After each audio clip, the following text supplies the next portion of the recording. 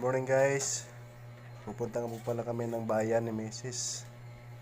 May bibiling kaming gamot. Yan. Angkas ko po siya po yung may hawak ng cellphone, siya po yung nagbibideo.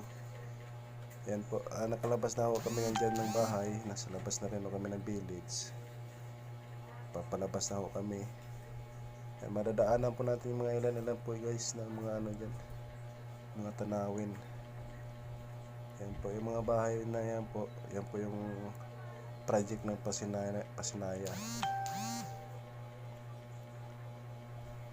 Yan po. Yan, yung sa kabila na yan, yung malaki na yan, yan po yung mga nirenovate na. Dahil ganyan po yung mga liit pa lang po yan. Yung unang nakuha nila sa Pag-ibig, tapos nirenovate, pinalakihan. Nakabili ng katabing unit, inisa na lang po guys. Yan po. Yan. Andiyan pa rin kami sa papalabas pa rin ako ng highway. Yan po. Yan, kita na yan po dyan. Yung mga po yan, mga tindahan.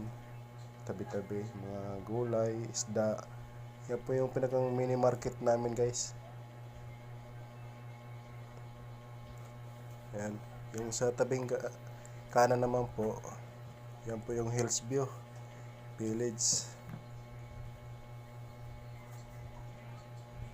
Yan. Madadaanan nun natin dyan yung ilog. Palangoyin po natin yung motor natin. Yan guys. Nakatawid na rin tayo ng tulay. Yan po. Yan. Mga village pa po yan.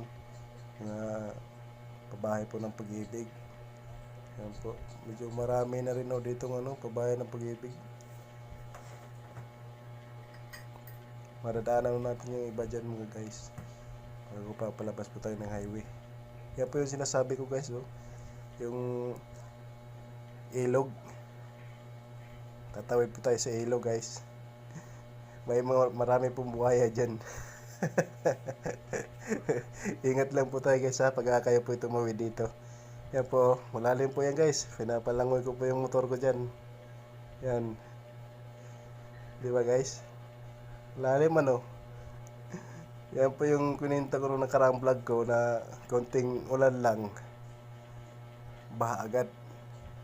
Paano kasi wala po yung wala pong drainage or imburnal na madadaanan yung tubig.